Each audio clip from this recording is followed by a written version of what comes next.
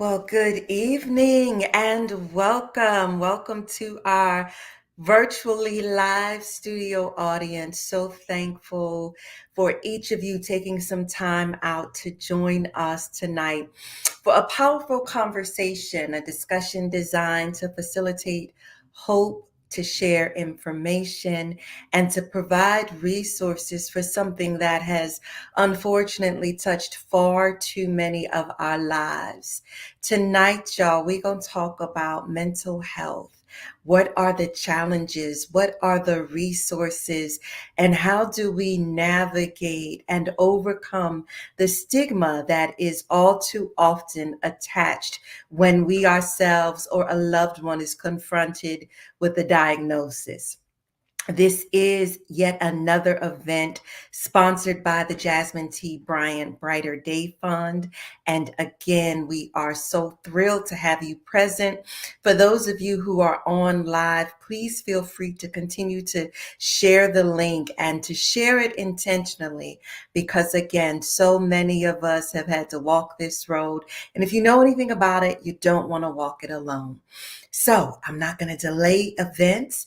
I am going to bring now to the screen my dear friend, dear sister, our visionary founder, and the embodiment of what it means for God to waste nothing. I'm bringing my dear sister, Teresa Lane, to the screen now. Teresa, hey, girl. Hey, girl. I'm so thankful for her partnership, thankful for relationship, thankful for her vision, which has gathered so many of us here today. And if you know anything about vision, if you know anything about doing something significant, it does not come without cost. It does not come maybe because we want it to, but too often we are called into and recruited into this thing. And so, Teresa, thank you for joining us tonight. And I am going to be quiet now because I really think it's imperative that our audience hear from you and the genesis of the Brighter Day Fund. So, Miss Teresa Lane, if you don't mind, would you share your story? Tell us how you came to fight this fight. First, I would like to thank you because you are so amazing. You are such a dear friend, dear sister to me. And I couldn't navigate through all of this for the last 6 years without you. So I just want to thank you.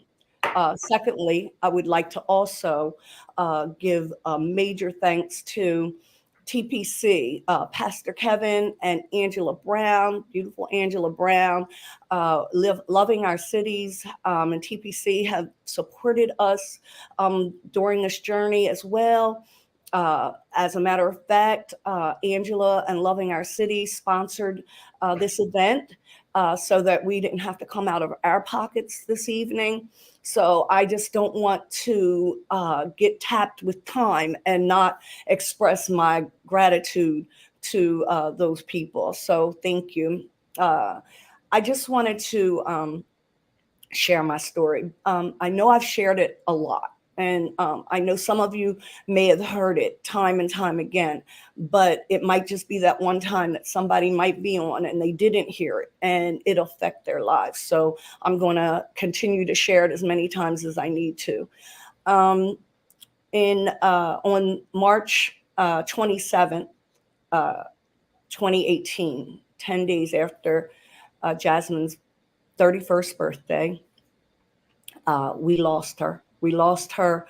Ultimately, it was an overdose, but she struggled with mental illness most of her adult life.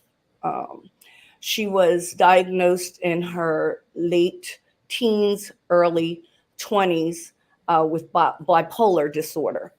Um, at 27, things escalated and got much worse. And ultimately, they diagnosed her with schizoaffective disorder. Now, I feel like she was misdiagnosed. As the years have passed, I have done research. I'm not a professional. I am not a psychologist or anything like that. I don't have any background, um, but I'm a mom, and I loved and still love my daughter. And when you have a passion for something or someone, you want to know. You want to know about what they went through, and I want to know what she experienced, and how I could have done better, and how others can do better. And so I found that doctors misdiagnose bipolar disorder when people actually could be suffering with schizoaffective disorder. Okay. They're very close in their diagnosis. I don't know whether that would have made a difference if they had misdiagnosed her. I really don't. But if anybody out there um, has a child or a loved one that was diagnosed with bipolar disorder, you might want to just double check and make sure that that diagnosis is what it is, because just like anything else, any other disease, um, we have misdiagnosis, and it causes the person to suffer more than they need to. And so the same goes for your mental health. If you have cancer or diabetes or any other disease out there, we go and we see about ourselves. Let's do the same thing with our mental health. Thank you so much. And absolutely encouraging. And I'll say, particularly moms and dads, parents, because this is how Teresa came to this fight. I think so many of us understand what it is when that child turns 18. And so often, what we can and cannot do, what we do and do not have access to changes. But what I so admire and appreciate about Teresa is she's never stopped being an advocate for Jazmine. And the Brighter Day Fund is an extension of her advocacy for every Jazmine and every John and every, Joshua out there, and for the parents, those in relationship with them, understanding that just like any other medical diagnosis, it doesn't just impact the individual, it impacts the entire family. I will tell you one of the things that Terry and I talked about when I first came into relationship with the fund was the disparate impact on minority communities. And though we understand this is not a mental illness is not a respecter of persons, right? It will attack and affect and impact anybody, equal opportunity employer. But when you talk about advocacy and ensuring that we are getting proper diagnosis, proper medication, and all of those things, it's that much more important that we ourselves are informed and we make others aware of what you're up against and what resources are available. So, to that point, Terry, as you look back, what is the one thing that you wish you knew earlier in your journey? Something that you would share with families who are caring for a loved one with mental illness? I don't want to belabor the time, but I can't just keep it to one thing, but I'm going to be as quick as I can. Um, like I said a little bit earlier, I wish that I could have researched more. I wish I had researched her diagnosis, but prior to them diagnosing her with the schizoaffective disorder, we actually didn't get to that until maybe a year and a half before she Mhm. passed. Okay. And I just wish that I had more resources. I had researched more and looked into it. Don't take what any doctor, any professional says as gospel. Research for yourself, because just like you can make mistakes, they can make mistakes as well.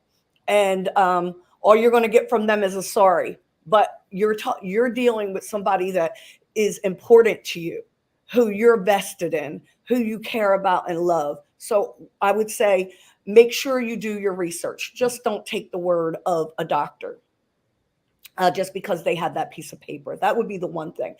And the other thing that I guess is a regret of mine is Jazmine was 27 and she passed at 31 at the time when we were struggling. And when I say battling, we battled. I wish I had take, taken out less time fighting because I felt like I was fighting for her. But I think hindsight, if she was here now and I could ask her, she probably viewed it differently. I think she probably viewed Mm. it as I was fighting with her. I feel like I wasted those years fighting her, thinking that I'm fighting for her, fighting with her. I wish I had loved on her a little bit more.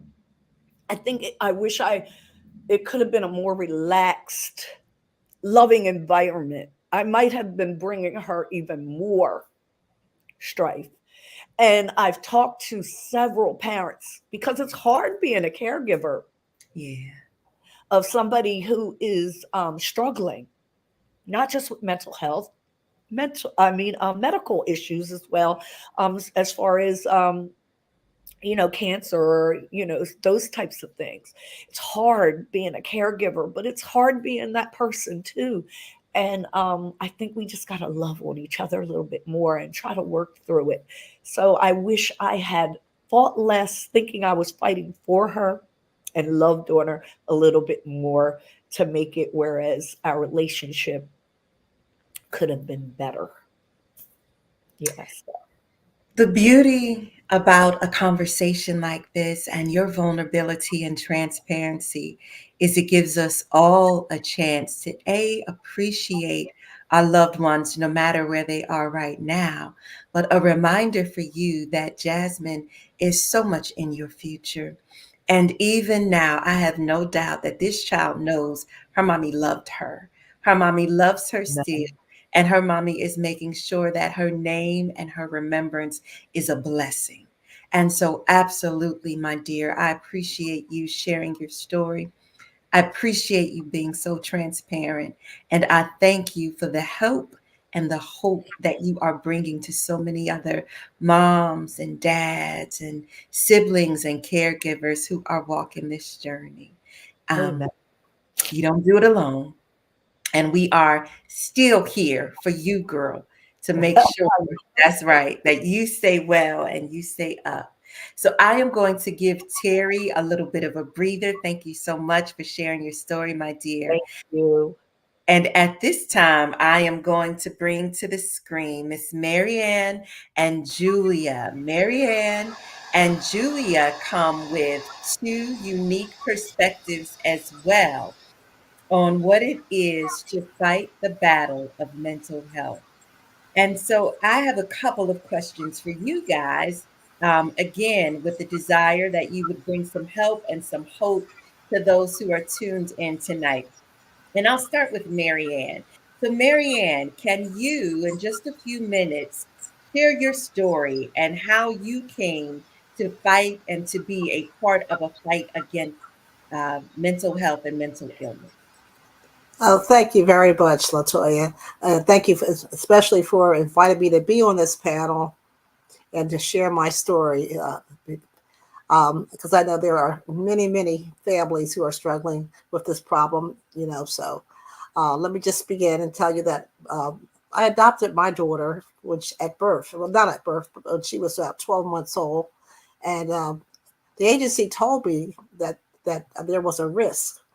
My daughter is now 44 years old, so we've been battling this struggle for quite a long time. But they told me when I adopted her, they warned me that there was a risk that she might be schizophrenic because her mother was schizophrenic. However, she was such a sweet, bubbly child, and I was a single parent. But back in that, this was early '80s. This was almost unheard of, and I mean, I had already waited 4 years, and in fact, they had told me that probably I could only adopt a teenager. And so when they presented me with my daughter, and it was just love at first sight. and I didn't see any risk at all. And I felt that if there were any risks, I could definitely deal with it. And so that's what happened. Um, she grew up as she grew up.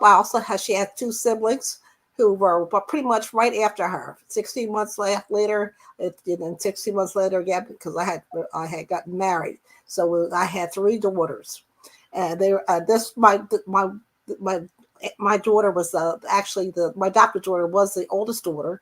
She's a very friendly, talkative person through her young childhood. Everything was pretty much uneventful throughout her elementary and even in her high school years. She bonded well to other people, but I could notice that there were some differences. And when she was about 5 years old, she did have an accident in the local swimming pool, and she had an accident to her head, and she was hospitalized for about a week. And the doctor did see her for about 8 years later. 8 years straight. She saw the same doctor. He was a pediatric neurologist, and so when she did have problems after high school, like I said, it was pretty much like Terry. We didn't see any problems at all during her elementary and high school years. She graduated on time, but there were times that I did notice that in the summertime, she never had any friends. They weren't like friends who would come over. Even though she would meet a lot of people, the friendships wouldn't be lasting. They wouldn't last more a day or so. So come summertime, she pretty much didn't have many friends. So she was a little bit different. And then she began to get more aggressive with her friendships that she had. And that was one of the reasons why I guess they didn't last that long. But, again, I didn't notice it being too much different until, till finally she became suicidal. You could tell she was very depressed. She became so suicidal, she put a knife to her throat, and I had to call the cops. And that was probably the beginning of her stages, because what happened at that point in time, they didn't have the term bipolar. A lot of the things with mental illness weren't even involved back then. They called it manic depressive. They said that was a period of flip and flops. Even in my family and my friends, they dismissed it as anything being mental illness. Those were just considered, bad behavior. She'll grow out of it. It'll be a phase. You'll get through it. And but you could tell that my daughter was hurting. It's almost like Terry was mentioning. You're battling and you're battling. She thinks I'm battling against her, but I'm battling for her. But it's really very hard when you're right in the thick of things. So because she went in and out of crisis situations, back and forth into hospitals, she finally went into a group home. And what helped me there was that an agency of the state called GDD, New Jersey Division of Developmental Disabilities, they classed, because of her accident, they considered that a brain trauma, which results in mental illness, and it's more serious. So her diagnosis kept changing. They diagnosed her, had her on medications that were probably more seizure meds, a little mood meds, but they really were not the right thing. So because of that, she went back and forth and back and forth. So she finally ended up in Ancora, which is a mental hospital in New Jersey. It's a state mental hospital. And she stayed there for 2 months because she was having auditory hallucinations. And even still, with the auditory hallucinations, they never diagnosed her as being schizophrenic. They still kept her then. I think they still consider that as being bipolar. But she was there for 2 months for intensive treatment and evaluation. And when she came out of there, she was on a ton of different meds. So I think they call it a cocktail, because it was a little bit of this and a little bit of that, And during that time, she was in Ancora, because her situation was so severe at the time. With the hallucinations, me and my daughters, we could only see her. We weren't able to actually. I'm sorry, we were not able to see her. We could only talk to her on the telephone. So we did a lot of praying at the time, all the time, not just at that time, but prayer was constant because that was the only thing that worked. We brought her up, put her on the altar, because we felt that this was the only thing. That obviously the medicines were not working, and we didn't really have too much faith that the consultations actually were even working. Um, so when she came out of Accor, and this might have been like in the 90s, um, late 90s. She we were, because her meds were stable and her situation was a little stable. We were able to go on vacations here and there. But then in that, even though like the Puerto Rico, Mexico, she was fine. But then it got to a point where even vacations got to be too much of a major change for her. And so at that time, we decided, okay, since she was probably better on a one-on-one basis, it's probably better that she goes on vacations with me, because evidently in a group as big as our family, it did not work. I found out that even though I still had the care of DDD, they really weren't helping me a whole lot. We were bouncing back and forth between group homes. We got into one agency that we stayed for 10 or 12 years. And I say just recently, since I guess November, um, we were able to get into an agency that I felt was more stable for her. It was a lot closer. The agencies that we were with before we were all, Angela was always at least an hour or so away. This time she was like 10 or 12 minutes away. What this meant to her was that she would see us more often, and family was very dear to her. So the fact that she was able to see us more often, we could pray with her more often, and we would just be there to help her survive. She became a happier person. Plus, the group home that she was placed in was with people who were her age and her functionality. They had similar problems, and the staff were better counseling than before.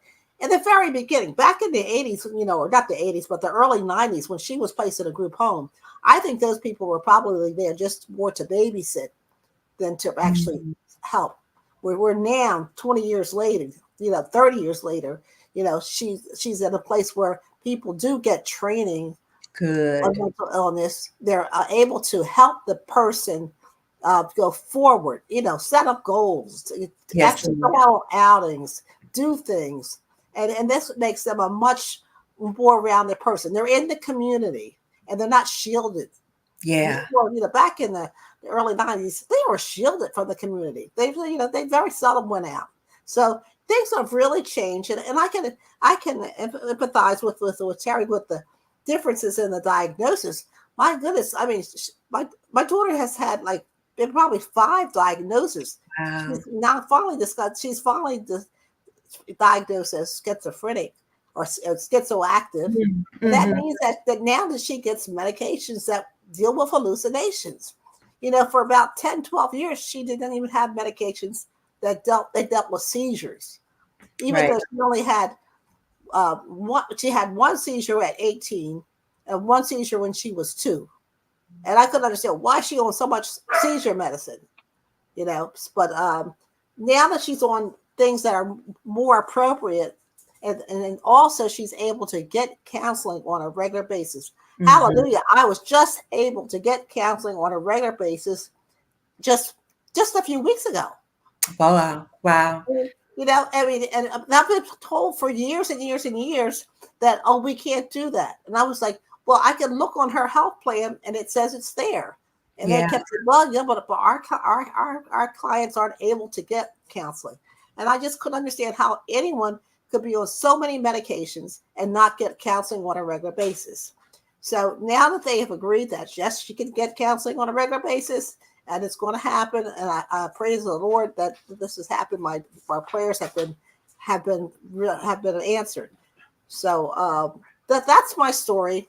Yes, It's, ma'am. it's an ongoing transition. We have ups, we have downs, good weeks and good months, and But I think she's a much happier person today than how she was 20 years ago.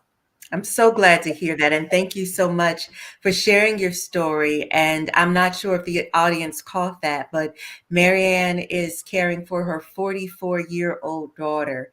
And so we thank God that He's kept and He's preserved her. And Mai says, thank you so much for sharing. Yes, ma'am. We're going to give the floor to Miss Julia Benjamin now.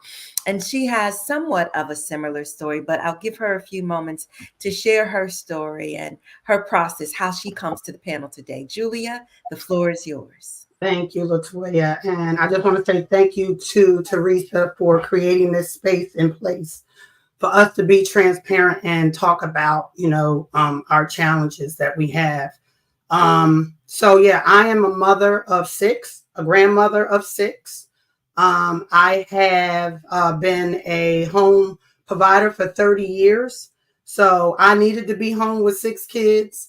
Throughout that journey, I have seen a lot, not just within my own children, but other kids coming into my care. But personally, I have two children that have intellectual or mental health challenges, and I have three grandchildren that are diagnosed with ADHD. I'm sorry, autism and ADHD. So one of the things I can say with my 32-year-old, I know there was a lot of things that I missed with my 17-year-old. And so, it has helped me to just, number one, when you have an inkling, something's going on, research, get knowledge. I didn't do that. I feel like, like you said, Miriam, when my oldest daughter had challenges, there was a lot. I feel like there was a lot more support when she was younger. But I feel like as my son, when I started having challenges with him in school, the supports, and I don't know if people's patience just got less or whatever it was, but I did not have the support that I had just within the teachers. People just being, taking off the teacher hat and just being parent. Like, do you experience these things at home? So it made me search. It made me stay up late at night. It made me keep my face before the Lord to say, God, I know there has to be an answer out here. So I came across an organization called SPAN, Statewide Parent Advocacy Network. And I met this incredible woman who, encouraged me to do just that, research, what is ADHD? Understand, the disability and what all it encompasses. And I found out, there were supports, medications and things like that. Tried that with my daughter. It wasn't the best thing. So really, medications, accommodations, modifications, all those things, they kind of coincide, they go together. So with my son, I was, like very supportive in the school system. But it seemed like when I needed support, there was none there. So I was forced to go out and empower myself, gain knowledge. So when I met this lady, she helped me find my voice. She made me know that I wasn't crazy.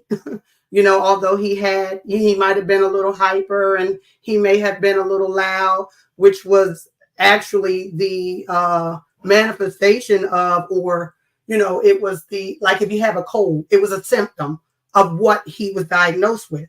So why are we punishing him?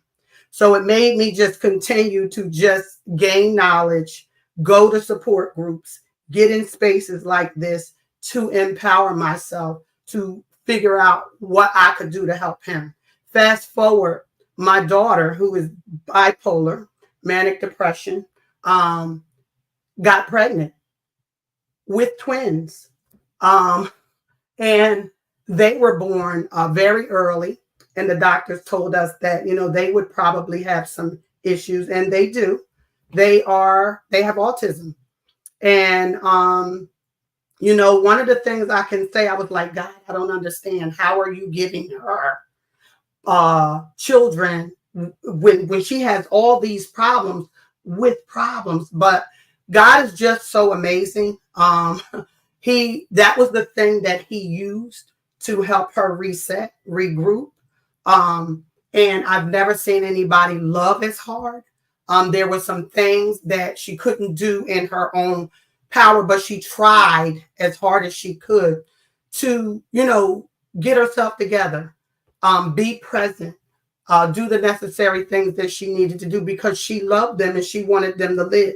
And it made her want to live. And then I met Terry, who, has this incredible story. And, she taught me how to love her in that difficult place, which in turn taught her how to love and be responsible in that space and place. I'm not saying everything is perfect now, but I will say that, we learn from our experiences, right? And she has these daughters who now depend on her, you know what I mean? And she can't be selfish, you know what I mean? She has to gain that same knowledge, you know what I mean, to be able to support them and help them. So fast forward, I am now still family daycare provider, but in the process of, looking for resources and trying to find help and understanding all of this stuff that's going on with all of them, I came across the system of care. And I found this organization that is called CSOC, and it's Perform Care, helps families that have developmental, intellectual, behavior challenges. Went through the system of care, because I needed the support, and continued to educate myself, and was so passionate about it that my peer support partner said, you know what, I think that you can do this. You know what I mean? And I just want to say this. We go through all of this stuff that we go through. And God wastes nothing. Like you said, Elder Latoya, earlier, he wastes nothing. And we go through to come out, to hold a hand, to help somebody else. And so that's why I'm here today. So just to encourage somebody, just to say that, whatever you're going through, like everyone has said, do your research, get evaluations, check out the diagnosis, educate yourself, because knowledge is power. And when you know better, you can do better. Amen. Thank you, ladies, both. I so appreciate your story. And Julia, I think you hit the nail on the head. We've heard on more than one occasion how important it is that we research. And it's not that you absolutely reject medical opinions, but it is that you, the same way you would come alongside anybody else who has hands and access and voice to your children, Mhm. you want to ensure that it's accurate and it's appropriate. You guys mentioned how sometimes you have to fight to get the right diagnosis. And once you have the correct diagnosis, to ensure the standard of care. Miriam mentioned we prayed, and we absolutely do pray. But if you've been around us any length of time, we understand there's nothing wrong with Jesus and a therapist. There's nothing wrong with Jesus and counseling. There's nothing wrong with Jesus and medication. I very rarely hear Christians say, well, don't get treatment if you have cancer, just pray about it. But too often we are too quick to dismiss or diminish mental health challenges. Marion says, oh, she'll grow out of it. Oh, it's just behavior. Well, now to Julia's point, we know better so we can do better. And speaking of doing better and speaking of research and resources, now I'm going to bring out Miss Cheryl and Miss Paula. And Cheryl and Paula, too, have additional unique perspectives on how it is we fight. I think in scripture it says, he teaches my hands to war, right? Well, that's spiritually, but naturally, there are some resources that will aid each of us, those of us called to come alongside to fight for, not fight against, not fight with, but to fight for and to partner with our loved ones enduring those mental health challenges. And so I'm going to start with Cheryl because Cheryl has an amazing story, and I'll just give her a little bit of time here, Ms. Cheryl, to please share how your personal experience led you to your career path, which is assisting individuals and families in mental health crises. So, Cheryl, the floor is yours. Thank you, Latoya. And Thank you, Teresa, for inviting me to this platform. I shared that I had family members, my two brothers, that had mental health um, problems. And that kind of led me to go into the mental health field. One of my brothers had schizophrenia, and God rest his soul, he passed away. And my other brother was diagnosed later, like much later in his years, with bipolar disorder and alcohol abuse. So my brothers, seeing them and seeing all the different symptoms come out and the way they were struggling, because we didn't know, this is the first time we had someone in our family with mental health, so we didn't know anything at that time. I was into education, I was in the education field, and I went back to school and I got my master's in counseling psychology because I wanted to understand, and I wanted to understand what my brothers, were going through.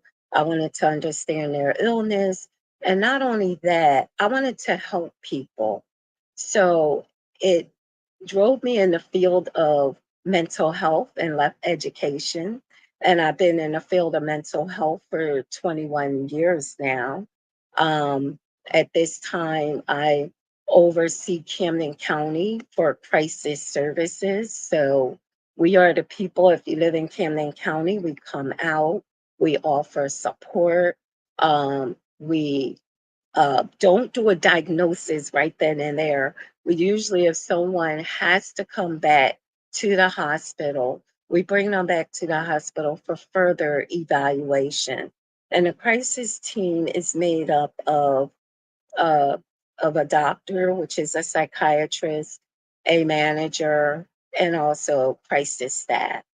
Um, I witnessed my brother when I was younger going in and out of crisis. And just like what you said, Marion, back then in the 80s, because crisis just came about in the 80s, there was not much information about mental health, Crisis in New Jersey is the only mental health program that is a law.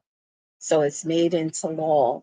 And it's about civil rights for people with mental health issues. So I've been in the mental health system not as long as you, Marion, in your experience and Julia's experience, but for 21 years, I did see the change. I've seen the change of now today, we're not quick and fast to give a diagnosis, it's more about treatment, more about offering families with information and resources. So we do that in the community. Um, I go back to my two brothers. Every time when I'm working with a family, I remember I had brothers, because both of them are no longer here, that was in the mental health system.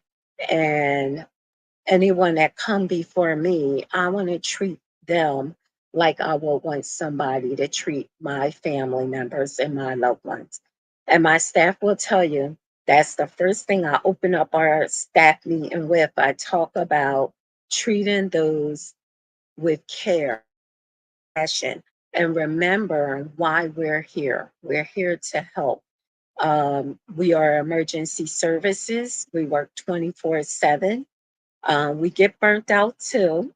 So that's why I encourage take off. Oh, you don't feel well, take off. I don't want people coming in that don't feel their best to service our public, because we are public servants and we are here to help the public. So that's how I got into the mental health field. I love your story, and I did enjoy. I had to have conversations with each of these ladies prior to this event, and I so enjoyed listening to Cheryl's story. And like Teresa, like Marion, like Julia, this is more than a job. It's more than a chore. It is a passion.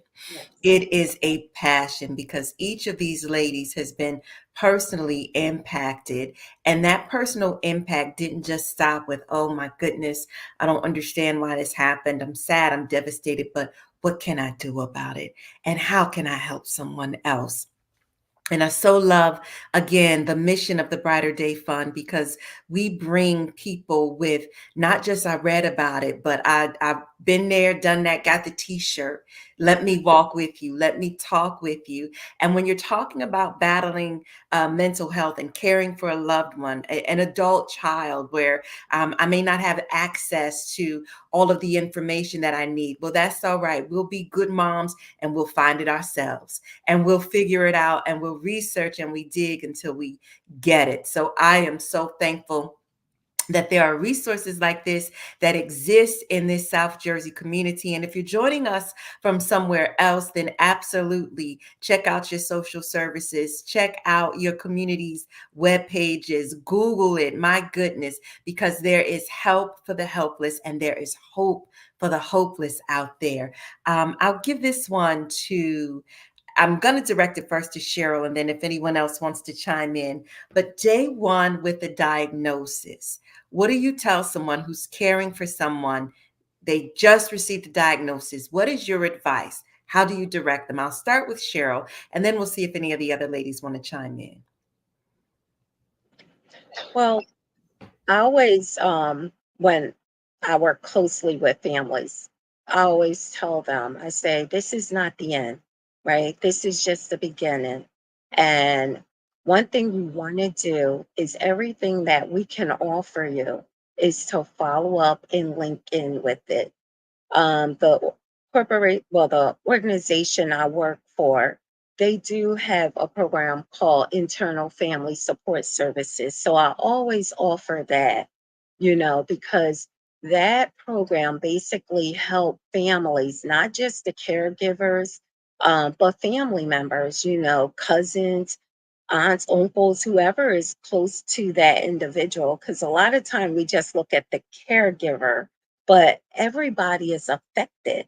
So that specific program, it talks and it speaks to the families about the mental illness and understanding it, because if you don't have an understanding of what's going on, it will always feel like a battle, always. So the best way to conquer a battle is not make it a war, but to get understanding and education about what is happening. And I agree with you, ladies. Sometimes people are quickly diagnosed and it's not the correct diagnosis. Research for yourself, reach out to mental health providers. We're always helpful with, helping you understand what's going on as well as the diagnoses. We can't give you a new diagnosis unless that person is our patient. However, we can guide you and move you along in the process of the mental health system of care. So we can do that. And that's what I basically talk to families about, the system of care, mental health system of care. Thank you so much, Miss Cheryl. I want to bring Miss Paula into the discussion now, Coach Paula. Each of you ladies, beginning at different points in the journey, be it your young adulthood, starting with your children when they were small. Miss Marion took us back to the early 80s up to the 90s. Here we sit now in 2024. Oh my goodness. One of the things that we know to be true, and this is with any type of long-term care situation where you are the caregiver. What they tell you when the plane is in a crisis mode, put your mask on first and then work to assist, right? And so when we talk about resources and ways that we can navigate this, Coach Paula, I will give the floor to you now to talk to us about how we care for the caregivers. Absolutely. First of all, I would just like to thank Teresa and the Brighter Day Fund for having me on this call. And, thank you, Latoya, for directing and guiding us. You ladies, Mary and Julia and Cheryl, you're inspiring. Your stories have been incredible. From my perspective as a life transitions coach, and to offer some practical solutions and steps for the caregiver, I would like to just say that take these practical steps. And for those that are listening, this might be a great time to grab your your pen and paper, because I'm going to give you some things that will be useful. And so I'd like to give you some practical steps using the acronym GROW JOYFUL, because joy is going to be your strength. And so it doesn't come automatically. So we're going to grow it. So we're going to grow joyful. So let me step you through this. The G in grow is for gratitude. And it's so important to have gratitude as your joy compass, because this is a journey from diagnosis to, recovery or whatever that step is. This is a journey. So let's use your joy compass of gratitude. So each night, perhaps write down something that you're grateful for. It doesn't have to be something big, it could be something small, but you want to make note of it. It could be a cup of coffee, that I had a warm cup of coffee and it stayed warm today. That's something to be grateful for, or it could be something big. But whatever it is, the key is to be cognizant and aware of being gratitude. Second, the R is relationships. This is where your connections are pivotal. We've talked about like having others, even this, like being able to share. I've known Julia for quite some time. I didn't know all of her story. I didn't know all of that. And so as we build relationships and are not ashamed to share our stories, we find support. Like, I can find ways now to encourage her for things I didn't even know she was going through. And then if I had something similar, then that's support where we can grow in our relationships with one another. It builds a support network. O is for optimism. This reminds us to nurture optimism. We can't ignore the problems, right? We can't ignore it and sweep it under the rug, where ultimately the rug is reaching the ceiling. So we have to be optimistic. When we're faced with a challenge, we have to ask ourselves, what can I learn from this? Yeah, we may be shocked and overwhelmed in the initial beginning, but what do we do after that? How can I grow through this? How is this going to make me stronger? How can I help someone else through this process? O for optimism. W is for wellness. Let's talk about that. Wellness, like how are you going to move your body? How are you going to strengthen your mood? Because when we move, even for just 10 minutes a day, it's like medicine for our body. It can be, a natural stress reliever, even something as simple as breathing. Taking 5 minutes and taking in deep breaths, breathing in and breathing out, that helps to promote your wellness and to calm your spirit and to center you. So that's the grow portion. Now, joyful activities. The J, you have to engage in joyful activities. Find the things that bring you joy, whether it's reading a book, cooking, a pet, being in nature, whatever that is, get to know yourself. Sometimes many of us are afraid to be alone, but spend some time alone and get to know you. You're your best friend, and get to spend some time with yourself by doing those things that bring you joy. O is outdoors. Nature is an antidote to stress. Sometimes maybe sitting at the park on the bench or sitting near a water garden or something, going on a hike, doing something, going to the beach, do something to get outdoors, get the sun shine on your face. It's amazing. A cool breeze in the evening. It's like a refresh button for your life. So get outdoors. Why is your creative expression? Do something, whether it's coloring. Adult coloring is a thing, y'all. Do some coloring, sing, let your soul sing. Nobody cares what it sounds like. Just sing your songs.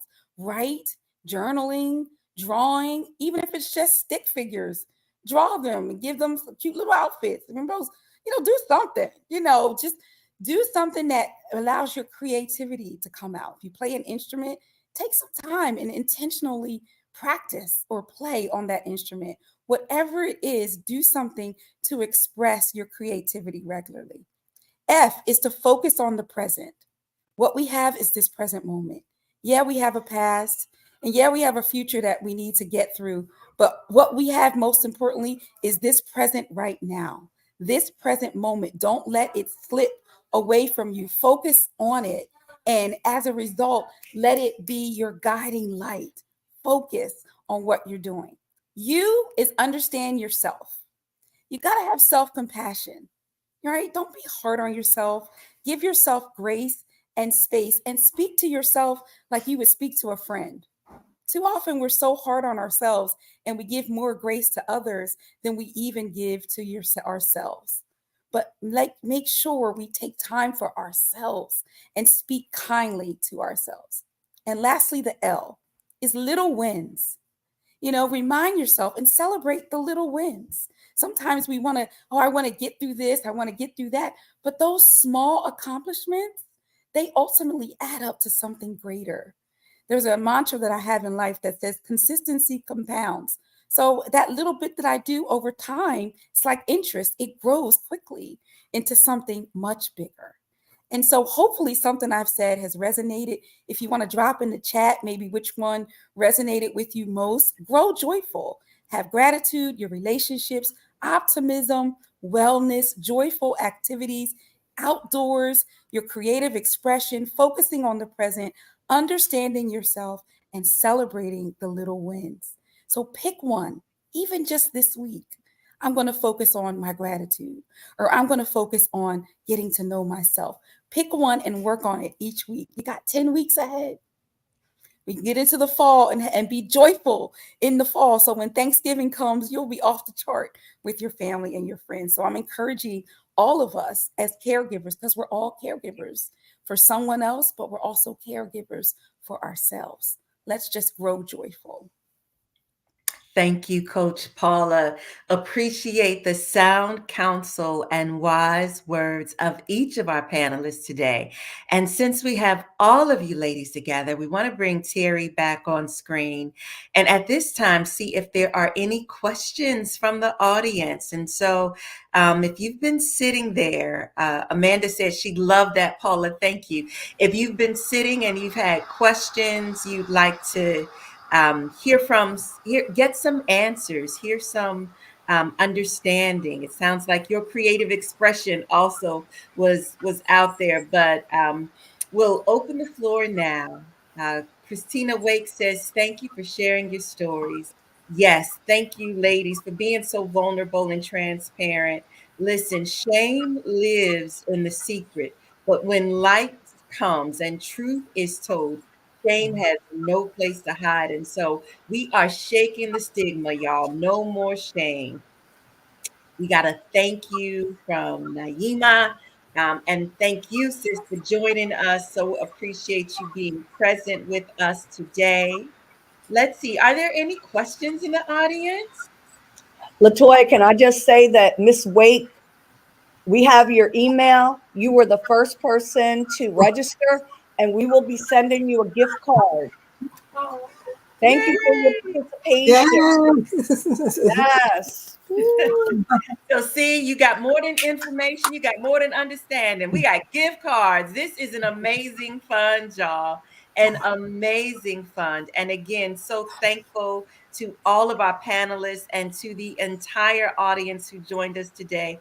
We pray that this has been beneficial, that you will stay connected to the Jazmine T. Bryant Brighter Day Fund. Y'all, we are always doing an event, hosting something. And listen, here, not just today to be a resource, but here to walk alongside and be a resource for those of you who, like many of us, have been touched and impacted by struggles, the illness, the realness of mental health challenges. With that, Christiana, I think let us do one of the other things that we do well, which is award scholarship money. And so, Terry, did you want to announce? Christiana is going to give us the display so we can announce the winners of the, what is this, 2024 Brighter Day Fund scholarship. Yay. Yay! This year's Brighter Day scholarship recipients are Maxwell Hollis. He is going to be going to Montclair State University in the fall, and Trinity Bright which is traveling down to Virginia Beach. Lovely, lovely Trinity. That's going to be a ball. Make sure you learn. Regent University. So congratulations, guys. We really appreciated your time you took out to submit your I can't even think right now. I'm Essays. so excited. Essays. Essays. Yes, Yes. you submitted your essays, and we appreciate you taking out the time to take care of all of that. And we just want you to know that we're going to be praying for you guys throughout the years, and I know you're going to make us proud. All right, family. Well, it looks like we are done with our questions. Again, we pray that this has been informative, encouraging, that if you came in weary from the journey, you will walk away from the broadcast with some hope, some help, some practical resources and application that you can carry with you. And listen, you are not alone. It's no fair fights here. So, whatever resources you need, whatever help you need, even if it's just an ear, there are 6 faces on this screen and more behind us that are glad to assist, to pray with, to come alongside. Because here's what we know to be true: it's heavy and it's hard. But when you got more than one hand, more than 2 hands together, it lightens the load and it encourages all of us to look forward to a brighter day. So, thank you, family. Appreciate you guys. Again, to our panelists, thank you, thank you, thank you, ladies. Reminding us God wastes nothing, that He is always in the process of making broken things beautiful, and your transparency and your battle is aiding in somebody else's victory. So, thank you, ladies. Thank you, Terry. And listen, y'all have a wonderful night. God bless you, family. We'll see you at our next event.